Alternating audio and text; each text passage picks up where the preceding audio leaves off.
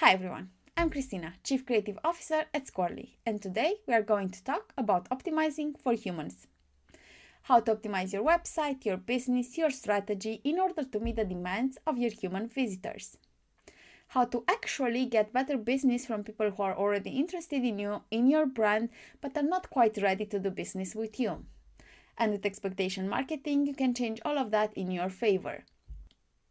You can make sure that they are ready to click on that buy button.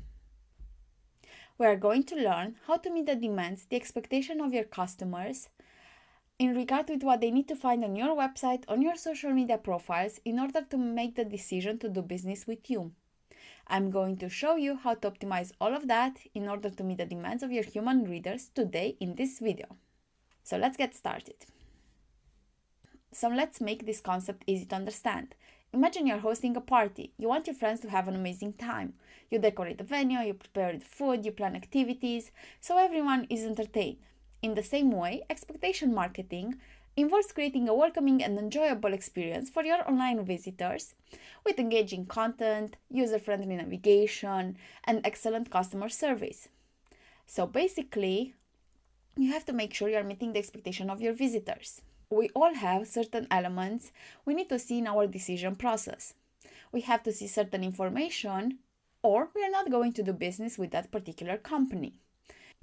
So here is the great news. With Expectation Marketing Audit that I'm going to show you today, you're going to get a score and see exactly how well you are currently meeting the expectation of your visitors and how well you're optimizing for humans in this particular moment. So let's get started. First, we have to go to expectationmarketing.com. And here, we are going to have to click on this button over here to get your answers. Don't forget, this expectation marketing audit is completely free, no credit card required. So you can do this at your own pace as many times as you need to. So let's click on this button. And right now, we are at the expectation marketing audit page. We are going to open the website that we want to audit in a new tab, like so. For this particular example, we are going to use the florinmureșan.com website. So let's get back to the audit. We have to press on Next. In this audit, we are going to have to answer a series of questions in order to get a score at the end, in order to know how well we are currently meeting the expectation of our visitors. So let's see. The first question is which of this information is available on any page of your site. Brand name, brand logo, tagline, and contact information. Let's go to our example. We have over here the logo. I do not see the brand name just yet. I do not see a clear tagline.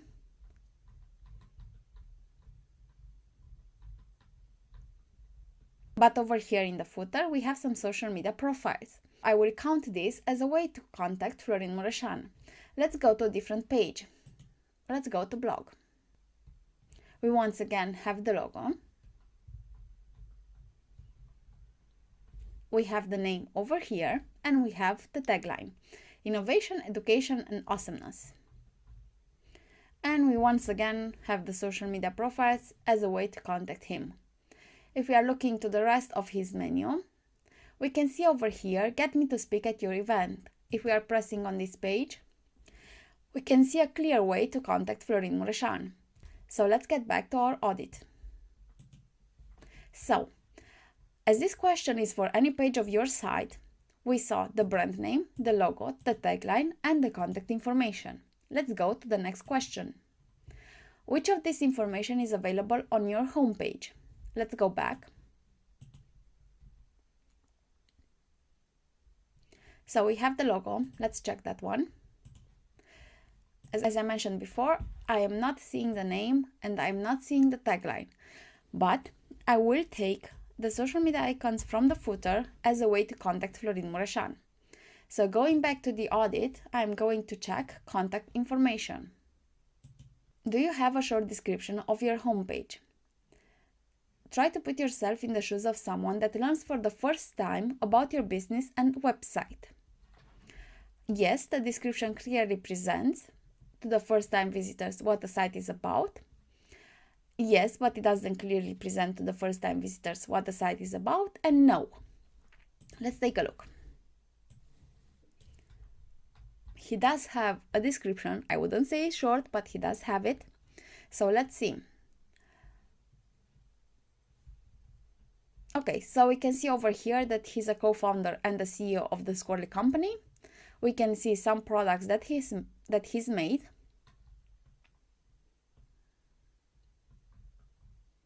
We can see tons of information about himself. We can see how he started this journey.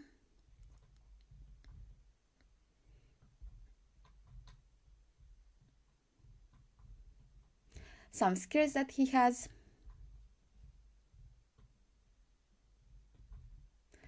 And a lot of other information.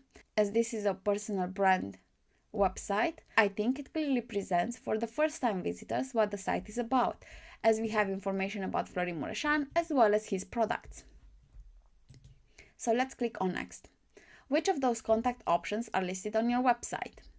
Contact office email, contact office phone number, support email, support phone number, sales email, sales phone number. So those contact options are not going to make sense for all types of websites, but having a way for people to contact you is very important. So you should have at least one way of people to contact you. So let's take a look. On the homepage, I did not see any direct contact information, and I'm still not seeing that. Let's see here in his bio if we find something there.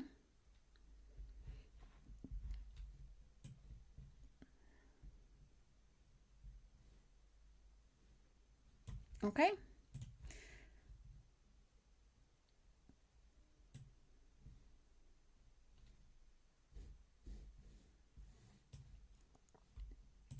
Okay, so I will take only this one as a clear way to contact him, as he clearly mentioned that you can tweet him on his X profile to get in touch with him. So by going back to the audit, I'm going to say contact or office email.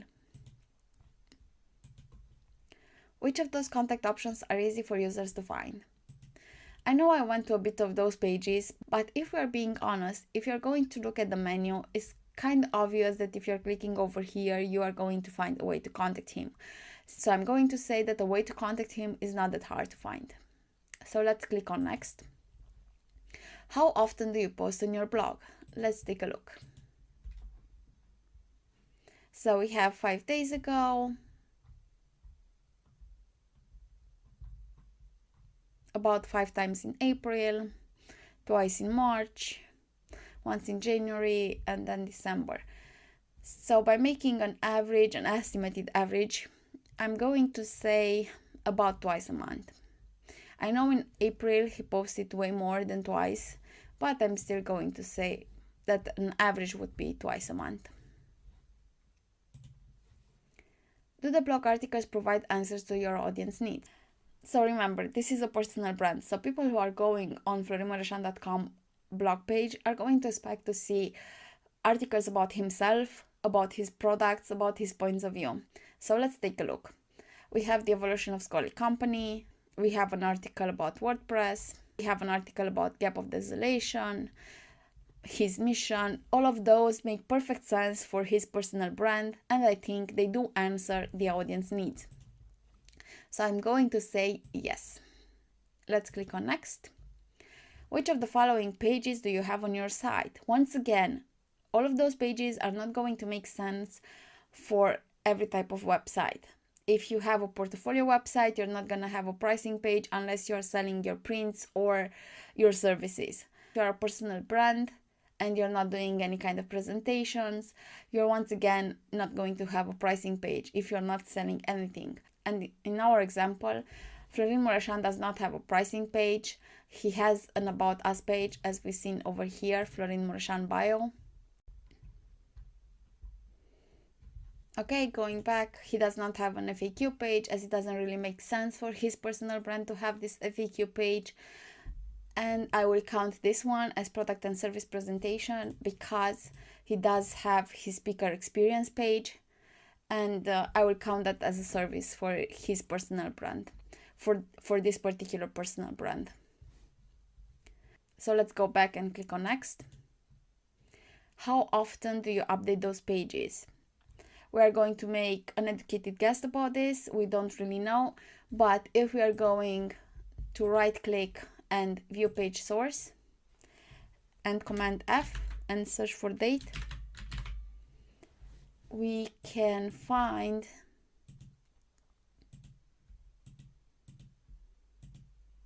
this one, date published, which was in 2021, and date modified, which was the same date. So he probably made just some tiny adjustments. But if we are going to the bio page, as I'm expecting this page to have more updates, let's do the same.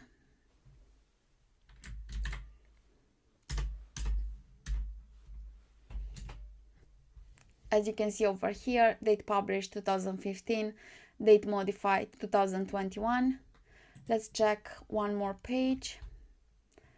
Let's say the media kit. Let's do the same.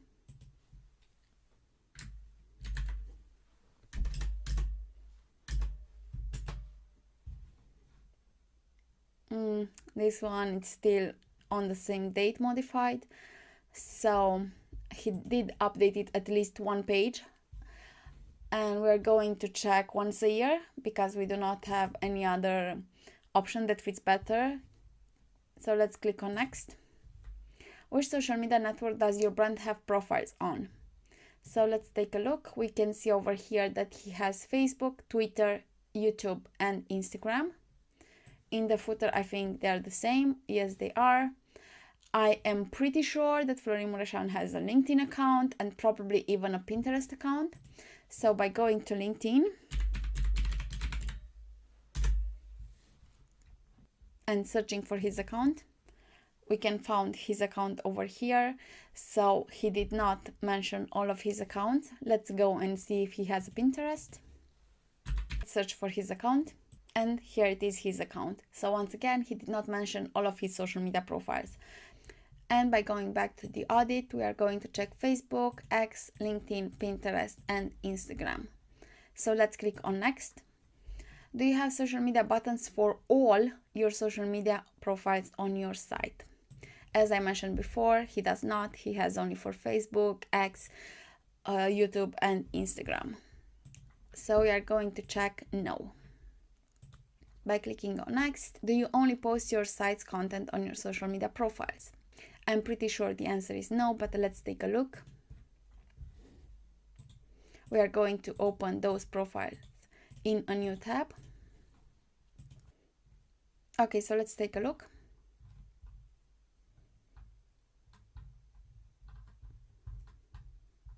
So those are indeed about himself and about his products. But we can also see posts that are of his interest and not directly related to his brand or his products. By going to Twitter, we can see that he's retweeting stuff. So by doing that, I'm going to count that he's not doing only his post. By going to the YouTube, we can't really see anything here, so I'm going to close this one. And look at this. This is a huge mistake. This is not his Instagram profile. So by doing this expectation marketing audit, we just found a huge problem. We are going to take a note about this and fix it as soon as possible. So remember, whenever you're finding something that is not quite right, that is not where it's supposed to be, that doesn't link the right way, you should take a note in a Google Keep or a notebook or wherever you're taking your notes and fix it as soon as possible. And on his LinkedIn, we do have posts that are not directly related to himself or his business. And going back to the audit, I'm going to say no, he does not post only his site's content on social media profiles. Click on next. Do you interact with people response, comments, retweet, like them back? We already saw some retweets, so I'm going to say yes. Let's click on next. How often do you post on social media? Let's take a look again.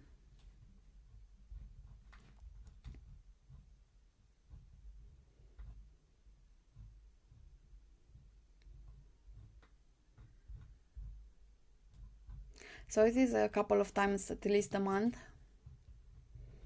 And over here should be a bit more often. This is not his Instagram profile, so we don't count that one. So let's go and see the options. I don't think it was once a week, so I'm going to say twice a month. It is just a guess. I did not really look that closely to them, but I'm going to say twice a month.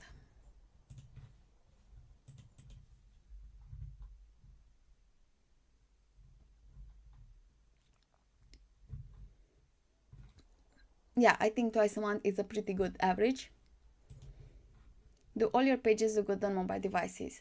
I did check this earlier. You will have to trust me on this. We do not currently have a way of showing a mobile device on our videos, so you can also check them if you want at your own time, but I will count as a yes. When searching your brand on Google, you will find name, logo, and site. In order to do this, I'm going to open an incognito session, so I will have a more neutral space and more neutral results, so my browsing history and my browsing cache will not interfere. So let's do that. And now we're going to search for Florin Mureșan in brackets.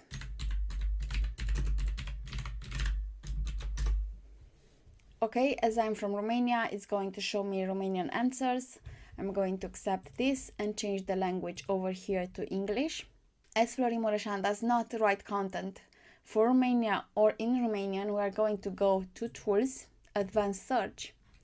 We are going to leave our keyword over here to the exact word or phrase, but we are going to change the language to English and the region to USA. And let's search. And as you can see over here, we already have his image.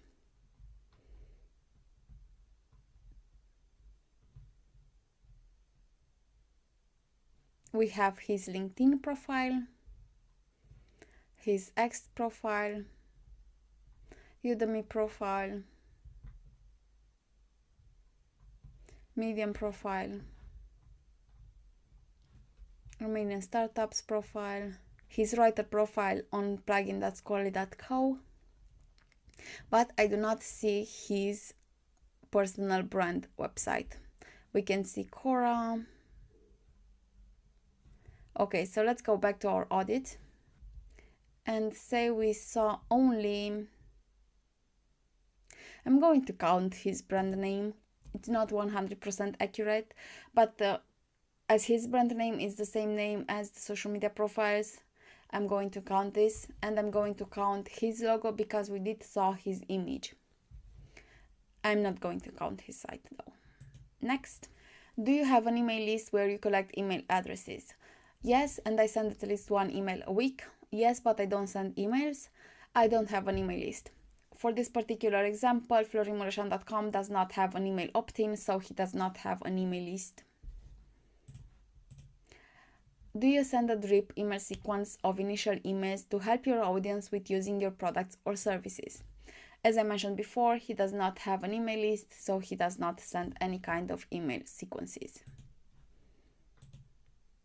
And now we're going to have to wait a little bit so we get the results. Over here, you could enter your email address in order to get more tips on how to improve your marketing strategy. It's a very good practice. You should do that. You should enter your email address in order to get those tips. Or if you're in a hurry or you already made this audit before and you're just remaking it because you made some changes on your website, you can click on skip. As you can see right here, the score that we got for florinmureșan.com is 43 points. This is a low score, as you should have at least 55 points.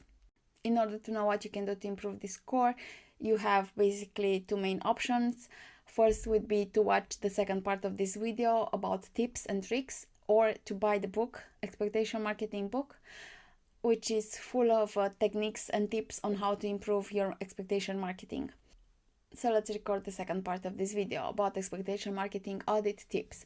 We're going to open a new expectation marketing audit just so you know for which question we are sharing those tips.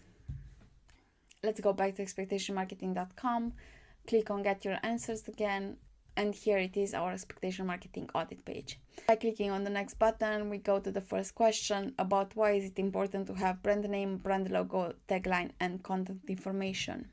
So including those elements, it will help with your brand recognition. People will become more familiar with your brand, with credibility, accessibility, as people can find a way to contact you more easily. You will look more professional and of course more authentic. By going to the next question, why this information is important to have it on your homepage. Think of your homepage like the first impression when you meet someone new. It's also the primary entry point for many of your visitors, so it helps with navigation and as well with consistency. By the way, I forgot to mention, you can ask for those slides if you want them in order to read them at your own pace, to go through them at your own rhythm. You can ask for them. We are going to let you know how to ask for them in the description below and of course in the first comment as well. By going to the next question, do you have a short description on your homepage and does it clearly present the first-time visitor what the website is about? In order to help you with this question, we created a series of curated questions that you can ask yourself when you put yourself in the shoes of a first-time visitor, or of course you can ask those questions when you want to write the description for the first time or rewrite your description. So what is the main purpose of your website? Is it to provide information, to sell products, to entertain, educate, or engage user in any other way? Who is your target audience? What problem does my website solve, or what value does it provide? What are the key features or content areas of my website? What sets my websites apart from competitors? What tone and language best reflects my brand identity? How can I convey the essence of my website in a concise manner? And does my description answers the who, what, why, and how of my website? I think this one is the most important question because you should answer who it's for, what it offers, why is it valuable, and how my visitors can engage with it. So basically, by asking yourself those questions, you're going to create a description that effectively communicates the essence of your website to first-time visitors, and is going to help them understand the purpose and value and how it is relevant for their needs. So let's go to the next question. Which of those contact options are listed on your website? Once again, those contact options are not going to make sense to be on every single page, on every single website. So choose the one that makes sense for you. Of course, you have to make sure that you take into account the preference of your audience, as people have different preferences of how they want to contact a business, via email, via phone, whatever works for them best. But what is the most important one is to have at least a contact email or form or a way for people to contact you. So let's take a look. So having a contact or office email is a great way for people to contact you for questions, feedback, or partnership opportunities. Having a contact or office phone number adds a personal touch, and of course there are people who prefer to talk to you. Me personally, I'm not one of those. I prefer to send an email instead of calling someone, but you should take into account what your audience prefers. Support email or phone number. This is specifically for users who need assistance or support for your products. Sales email and phone number, of course, this helps streamline the sales process, and you can easily send those sales related inquiries to the specific department. Let's take a look at the next question. How often do you post on your blog? And here we are showing you some benefits, some important benefits of why you should post often on your blog. And if you're asking yourself how often, according to HubSpot, you should publish 4 posts per week to see results in SEO. But let's take a look at the benefits as well. Keeps your audience engaged. By posting regular, it provides fresh content for your audience to engage with. Builds authority and credibility. By consistently publishing high quality content, you actually demonstrate your expertise and knowledge in your niche, which over time will establish your brand as a trusted authority in your industry. It can boost SEO by posting frequently. You signal the search engines that your site is active and relevant, which can improve over time your search engine rankings and, of course, increase your organic traffic. Increase social media visibility. By posting more frequently, you have more content that you can share on social media platforms. Encourage interactions. Of course, people can comment more, can share more, can discuss more your topic. Drives traffic and leads. By covering a variety of topics related to your niche, you actually appeal to a broader audience, and of course you can capture the interest of potential leads or customers. And it supports content marketing strategy. By posting more often, you can actually repurpose the content in different formats like ebooks, podcasts, videos, etc. Overall, by posting often on your blog, it keeps your audience engaged, it builds authority, it can boost SEO, it can increase social media visibility, encourage interaction, it can drive traffic, and support your content marketing efforts. Let's take a look to the next question. Do your blog articles provide answers to your audience needs? In order to help you with this question, we once again curated a series of questions. Don't forget, you can ask for those slides so you can go through them at your own pace. So let's take a look at the questions that we curated. Who is your target audience? You should understand the demographics, interests, pain points, and of course, the goals of your audience. What are the common questions or problems my audience has? You should identify pressing questions or challenges that your audience faces within your niche or industry. What topics are relevant and timely for my audience? You should stay updated with industry trends, news, and events. What keywords, phrases are my audience using to search for information? You can conduct a keyword research to identify the search terms and phrases that your audience uses to find information related to your niche. How can I provide actionable advice or solution? Do I address different stages of the buyer's journey? Think about different stages of your buyer's journey like awareness, consideration, and decision. And you should tailor content that provides relevant information and guidance at each stage. Am I providing unique insights and perspectives? Basically, what sets you apart from your competitors? Am I addressing frequently asked questions? By doing this, you demonstrate the understanding of your audience needs and you can build trust. Am I engaging with my audience feedback and comments? By doing this, you can ensure that you are meeting their needs and expectations. How can I measure the effectiveness of my content? You can track different metrics like traffic, engagement, and conversion. So basically, by asking yourself a series of questions, you can create blog articles that provide relevant insights, answers, and solutions to your audience needs. So now you might be asking yourself, how am I going to create so much content? Especially if I have to post 4 times a week, if I have to make sure that my content provides valuable answers to my audience needs, if I have to go through all of those questions. It sounds like a lot of work, it sounds like a lot of content, like a lot of writing, like a huge headache. But don't worry, I've got you covered.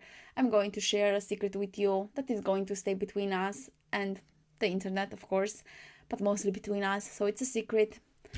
We have this amazing resource, provides you different prompts for blogging, email marketing, SEO, social media, for all kinds of aspects in your marketing strategy.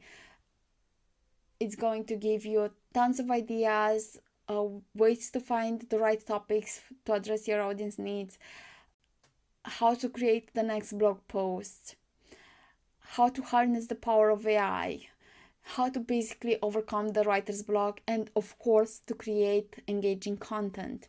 So in order to access this secret resource, you have to go right now on aitalksai.com, and by waiting a little bit, you are going to get this amazing resource free of charge as a gift that you can claim right now. So don't forget, this is a secret between us, so do not share it with everyone, do not share it nilly-willy competitors. This could become the secret weapon in your content marketing strategy. So remember, all you have to do is go to aitalksai.com, wait a little bit, and you're gonna get this for free. Now let's go back to our expectation marketing audit to the next question, which is which of the following pages do you have on your site? Pricing page, about us, FAQ, product presentation page. Once again, not every single website has the need to have all of those pages, but let's take a look why they are important. So pricing page basically provides transparency about the cost of your products, and of course it builds trust. It offers a possibility of comparison for people to make decision about how much your product costs versus the competition, and of course it's going to help with conversions. About us team page. This for me is an important page. I think every single website should have one of these. It basically offers an opportunity to share your brand story, your brand mission, your values. It humanizes your brand, and it makes a possibility for visitors to connect with you on a more personal level. It helps with trust and credibility, as you can share your team members, your founders, your executives, and it can differentiate yourself from other businesses, as you can share your expertise and your passions. The FAQ page, it helps address common questions and concerns that visitors may have. You basically answer the questions that come over and over again, so people don't actually have to send you an email to find the answer. They can just go over there. So it helps with user experience because they can access the answer when they need it right then, instead of waiting for your response. And of course, it can help with SEO, as you can target long tail keywords. So this is also important if you have services or products. Now let's take a look at the last page that we have on this question, which is product service presentation page. By the way, this is our Starbucks homepage. Take a look at it because it's awesome. Okay, so you should have this page because you can showcase the features and benefits of your products, the unique selling points of your products and services, and of course it can help visitors understand what your product is all about. You can also demonstrate use cases so they can understand how your product can help them, and you should have call to action buttons like buy now, request a demo, whatever action you want users to take. Overall, having those pages on your website provides essential information, builds trust and credibility, and of course improves the user experience. Let's take a look at the next question. How often do you update those pages? So what are the main reasons you should update those pages? Accuracy. If you change your pricing plans, your products or services, features, if you got new FAQs, you should update those in order to avoid confusion and frustration from your visitors. Relevance. You should always make sure that all of your information is relevant and consistent on all your pages. SEO benefits, user experience, and let's not forget about trust and credibility. So how often should you update those pages? You should review them regularly, however it works for you, for your business, for your case, quarterly, biannually, annually, you know best what works for you. You should always monitor changes in your business, industry, or target market. For example, if you launch a new product or service, or if you're just pricing, as I mentioned before, or introduce new features, you should update the pages accordingly. You should look at feedback and analytics. If you're getting new certain questions that are asked repeatedly over and over again, you should add that to the specific pages, as I mentioned before as well. SEO consideration, you should update your content with relevant keywords, meta tags, and other SEO elements to improve your search engine rankings. Let's look at the next question. Do you have social media buttons for all of your social media profiles on your site? So why is it important to have the social media buttons on your site, on your website? It enhances visibility. It allows visitors to find and connect with your brand with a simple click. They don't have to search for you. It increases reach. Users can follow you and interact with your brand on social media. Brand consistency. Visitors become more familiar with you, with your brand. It can easily identify you then and reinforce your brand recognition and identity. Users' engagement, they can follow you, they can like your posts, they can share your posts, they can comment on your posts. You're basically fostering a sense of community around your brand. Cross promotion. Of course, you can promote your blog posts, products, and other content on your social media. And SEO benefits, because we have social signals like likes, shares, and follows that can contribute to increased visibility and authority. Let's look at the next question. Do you only post your site's content on social media profiles?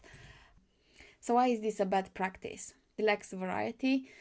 It's going to make your brand look overly promotional. It's going to limit reach, because if people do not interact with your brand, then the algorithms of social media platforms are not going to make your post be more visible. It's going to affect your audience engagement, to miss on opportunities for engagement. It's going to affect the audience preferences. If you're sharing a variety of content like industry news, user-generated content, curated content, you can actually better cater to the interests of your followers. And of course, it's going to affect the perception of your authenticity. It will look way to self-promotion. People are not going to trust you. They might believe that you're a bot. They might not think that there is a real human behind your brand.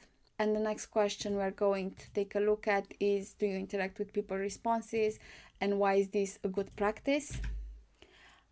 It's going to help with engagement.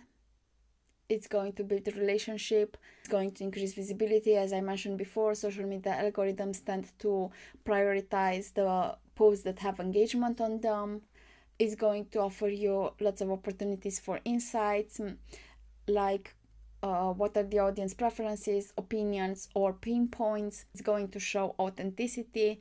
People are going to see that there is a real human behind your brand, that they can connect with you, they can talk to you, and it's going to drive traffic, as they can go and see what else you have to share with the community, what other points of view do you have. By looking at the next question, how often do you post on social media? Please take this information with a grain of salt, as social media tends to change very, very fast. So even though this is accurate right now, it might not be accurate when you're going to see this video. So make sure you're checking this information. But for right now, those are some general guidelines for how often you should post on social media platforms. For Facebook, 1 to 2 posts per day. For Pinterest, 5 to 15 pins per day. For X, 3 to 5 tweets per day. For YouTube, 1 to 2 videos per week. For Instagram, 1 to 2 posts per day for the feed, and 3 to 5 stories per day. And for LinkedIn, 1 to 2 posts per week. Of course, those posting frequency guidelines can vary depending on different factors like industry, audience demographics, algorithms, resources, and let's not forget that social media platforms tend to change quite often, so take those only as general guidelines.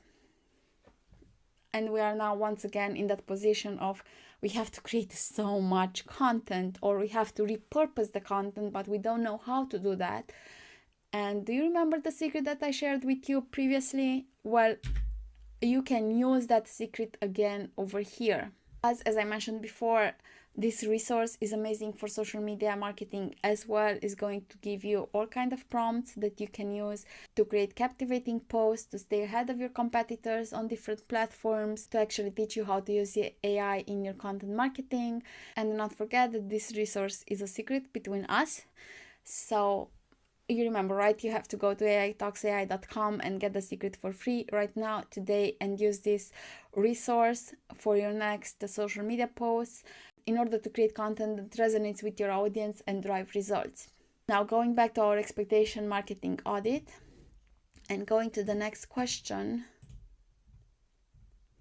we have if your pages looks good on mobile devices. I mean, I think this one is pretty obvious. In today's world, we are always on our phone. We are always looking at different websites, different businesses on our phone. So we are expecting their website, their pages to look amazing and to have a great user experience. Making sure that your website has a great user experience, you are going to increase the engagement, the time spent on your site, and of course, you can increase the conversions. It's going to help with accessibilities. As I mentioned before, we are always on our mobile phones, so it should be easy to access your site on your mobile device. It's going to help with search engine rankings, as mobile friendliness is a key factor in search engine rankings. It's going to help with brand reputation. If your website does not look good on mobile, it might be perceived as outdated or unprofessional, and is going to lead to loss in trust and credibility. It's going to help with conversion rates. If people are going to access your website on mobile and they like a product and want to make that purchase right then, if your pricing page is amazing on mobile and doesn't have any kind of obstacles that people have to jump over, they can just press a button and buy that product. It's going to help with conversion rates, and it's going to help with competitive advantage. If your website looks amazing on mobile devices and your competitors don't, then people are going to choose your website because it's easier to use, looks way more trustworthy, and way more relevant for the time being, for the time we are living in. By looking at the next question, when searching for your brand on Google, what can you find? So those are some good practices when searching your brand on Google. You could use quotation marks in order to conduct an exact match search. You could filter by region or language, as I showed you in the example with florimureșan.com, because he doesn't write for Romania. I changed the region and the language to English and USA, and you saw that we had better results. Use a private or incognito mode. This is so you can have a more neutral browsing experience, so your search history, cookies, and cache data doesn't interfere with your search. And or use a VPN, which is going to give you the best neutral search results, as it's going to mask your IP address, location, and it's going to make search engines a bit harder to personalize your search results based on your browsing history or other elements. And let's go back to our expectation marketing audit. Do you have an email list where you correct your email addresses? And the next question would be about email sequences. Why is it a good practice to have an email list?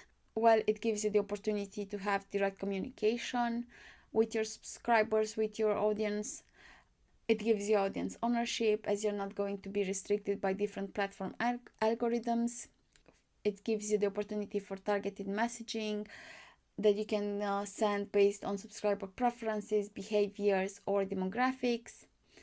It's a cost-effective marketing than other traditional marketing methods like ads. It's a great way to build relationships by offering valuable content, educational resources, promotions, offers. You are going to strengthen your trust and loyalty with your subscribers. It can drive traffic and sales. You can measure and optimize by looking at different analytics. You can track metrics like open rates, click-through rates, conversion rates, and more in order to optimize your campaigns for better results. And retention and repeat business by staying top of mind with regular email communication. You can encourage repeat purchases and, of course, increase customer lifetime value. So now we're going to share with you some email sequences that you could use for first-time subscribers. And don't forget, you can ask for those slides for free in order for you to go through them at your own pace. We are going to let you know how to do that in the description below and in the first comment as well. So one example for email sequence would be welcome email series, where you could have a welcome message, an introduction for your products, a getting started guide, customer success stories, and exclusive offers or bonuses. A different example will be educational email series, where you can introduce to your industry, a problem solution framework where your products will be the solution, some tips and tricks, some case studies, and a Q&A session. And as the last example, you could have some product tutorial series where you would have a welcome and overview email, base features email, advanced features, tips and tricks, and of course, next steps and resources. Okay guys, so this has been a pretty long presentation. I have shown you how to go through the Expectation Marketing Audit. You should always take notes when you see something that is not right. You should try to improve your score over time. I have shown you some tips on how you can improve scores for certain questions. And now, if you want to learn more, if you want to optimize your business, your website, your strategy, if you want to know how you can make your brand to connect with your audience on a deeper level and turn those leads into loyal customers, you should get our Expectation Marketing book. You're also going to discover powerful techniques and strategies in this book. And let's not forget about all of those practical tips that go beyond the basics that are going to be presented in this book. So this book is going to be an amazing resource for you. It's going to help you with optimizing for humans, achieving those expectation elements that people expect to see on your website, on your business, in order to make a decision to buy from you, to actually do business with you. So thank you everyone for listening to this presentation. I hope you now have a better understanding on how to optimize your website, your business, your strategies for humans, on what kind of elements you should have in order to meet the demands, the expectation of your customers in regard with what they need to find on your website, on your social media profiles, in order to make that decision to do business with you. So don't forget, go to expectationmarketing.com, do an expectation marketing audit. It's free of charge, it's no credit card required, it's easy to do, and you're gonna get an expectation marketing score at the end. It's going to show you how well you're currently meeting the expectation of your visitors and how well you're optimizing for humans in this moment. And by also applying the tips that I shown you today, you can improve this expectation marketing. Don't forget to take notes whenever you see something that is not right. And of course, after you work on your website, don't forget to do another expectation marketing so you know exactly how well you're doing. Okay guys, thank you for listening. Bye.